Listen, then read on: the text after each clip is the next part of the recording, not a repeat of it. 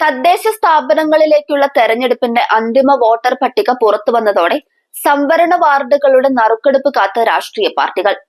നറുക്കെടുപ്പിൽ general വാർഡുകൾ ഏതെല്ലാമാക്കുമെന്ന് കണക്കുകൂട്ടലിലാണ് പാർട്ടികൾ ചർച്ച സജീവമാക്കിയിരിക്കുന്നത്. സംവരണ വാർഡ് നറുക്കെടുപ്പ് ഈ മാസം നടക്കും. തദ്ദേശ വോട്ടർ പട്ടിക പഠിച്ചുവരികയാണ് രാഷ്ട്രീയ പാർട്ടികൾ.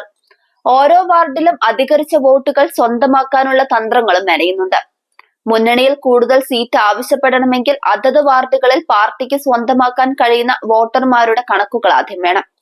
ചെറിയ വോട്ടുകൾ പോലും വിജയപരാജയങ്ങളെ നിർണ്ണയിക്കുന്ന ഘടകമാണ്. തദ്ദേശ വാർഡ് വിഭജനത്തിന് ശേഷം നടക്കുന്ന തെരഞ്ഞെടുപ്പായതിനാൽ നറുക്കെടുപ്പിൽ മാറ്റങ്ങൾ ഉണ്ടാകാനും സാധ്യതയുണ്ട്. 50% വാർഡുകൾ വനിതാ സംവരണമായാണ് നറുക്കെടുപ്പ് നടത്തുക. പട്ടികജാതി പട്ടികവർഗ വനിതകൾക്ക് ഉൾപ്പെടെയുള്ള സംവരണം ഈ 50% ഉൾപ്പെടും. കഴിഞ്ഞ തവണ വനിതാ വാർഡുകളായവ ഇത്തവണ ജനറൽ വിഭാഗത്തിലാകും. എന്നാൽ ഇത്തവണ വാർഡ് വിഭജനം നടന്നതിനാൽ വാർഡുകൾക്കെല്ലാം മാറ്റമുണ്ടായിട്ടുണ്ട്. അതിനാൽ സംവരണ വാർഡുകളിലെ വോട്ടർമാരിൽ 50% മുകളിൽ ഏത് വാർഡിലാണോ അവയായിരിക്കും ആ വാർഡായി കണക്കാക്കുക.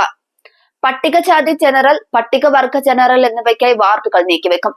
ഇവ ബാക്കി 50% നിന്ന് തെരഞ്ഞെടുക്കുമ്പോഴും നേരത്തെ 2 തെരഞ്ഞെടുപ്പുകളിലും സംവരണ വാർഡുകളായി മാറിയവ ഒഴിവാക്കും.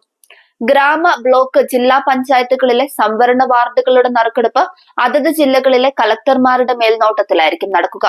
എന്നാൽ നഗരസഭകളിലേത് നഗരസഭാ കാര്യവകുപ്പിലെ റീജിയണൽ ജോയിന്റ് ഡയറക്ടർമാരുടെ നേതൃത്വത്തിലും കോർപ്പറേഷനുകളിലേത് നഗരസഭാകാര്യ ഡയറക്ടറുടെ അധ്യക്ഷതയിലുമായിരിക്കും നടക്കുക.